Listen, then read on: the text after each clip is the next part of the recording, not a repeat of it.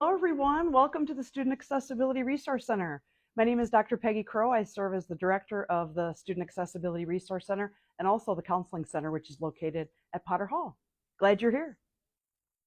Hey everybody, this is Matt Davis. I'm the Associate Director for the Student Accessibility Resource Center, and I'm looking forward to seeing you guys in the fall.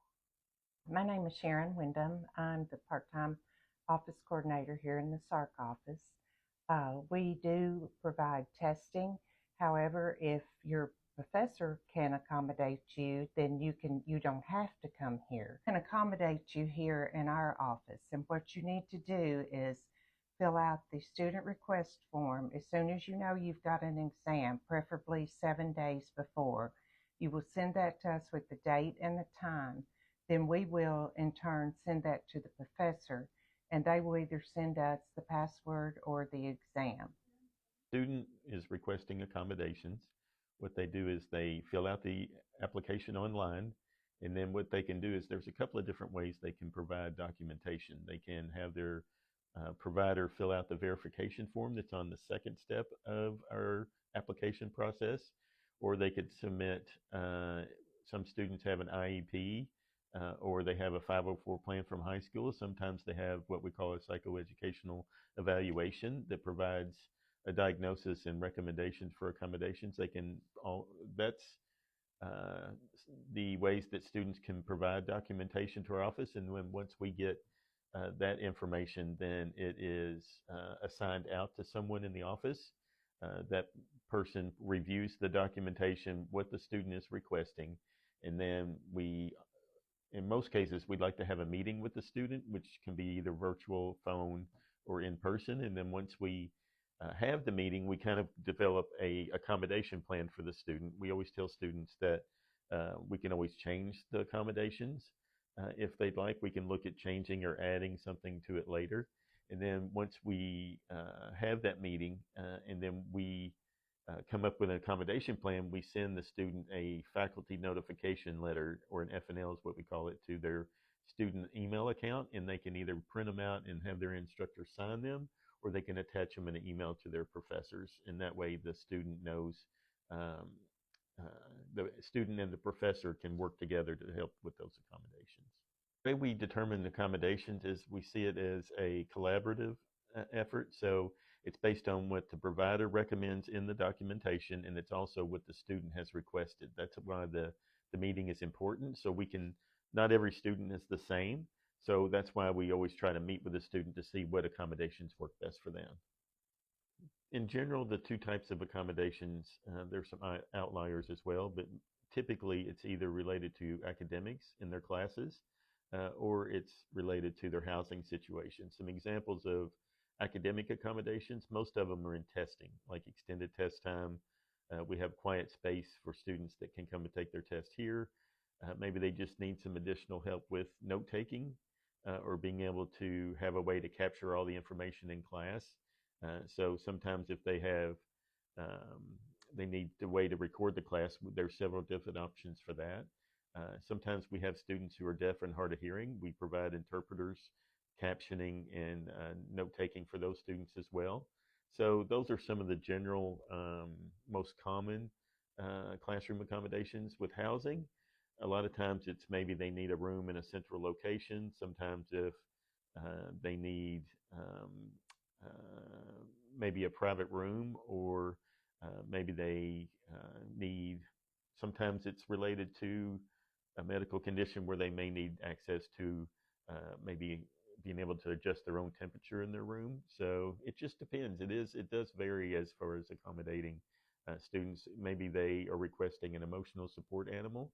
We have specific guidelines that we require for students who are requesting ESAs.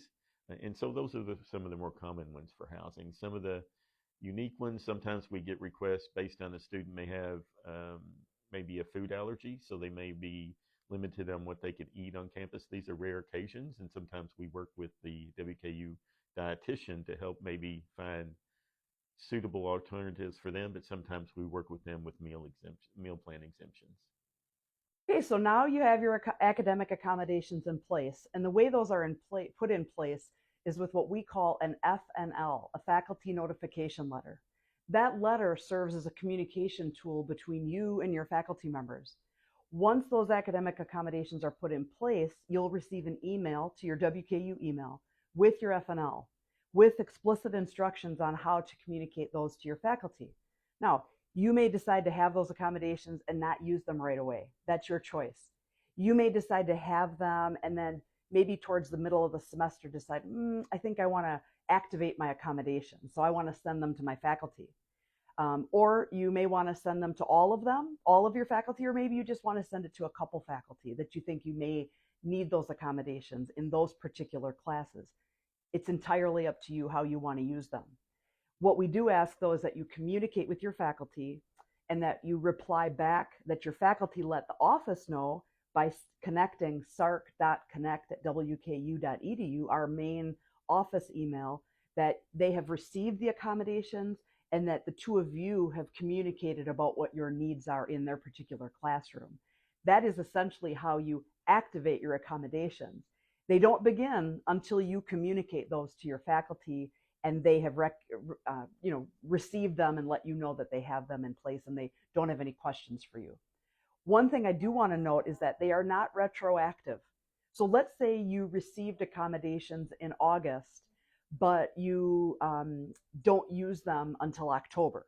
But in September, you didn't do so well on a test, and you really wished you would have used your academic or your extended test time, let's say. We can't go back. They're not what we call retroactive. So it's important that you put them in place when you're ready to do that. That you have activated your accommodations, you've submitted those to your faculty members, and the semester is moving along. And you're finding some challenges with a faculty member or somebody that's not supporting you in your academic accommodations. We want you to first be your own self-advocate. We want you to communicate with faculty first because you're the one that's in the classroom and you're the one that has built that relationship with the faculty member. So we encourage you to do that first. However, if you've done that and you still are having some challenges, please contact our office. Our team would be happy to help you navigate that, help you to learn some maybe appropriate navigation advocacy tools that you can use to communicate with your faculty. Because I think everybody at the university wants you to be supported in your whatever accommodations that you're needing, but maybe there's some clarity that we need to provide or you need to provide or that we can help navigate for you. So don't ever be out there on your own. Please let our office know if you need any support. But it really starts with you because you're your own best self-advocate.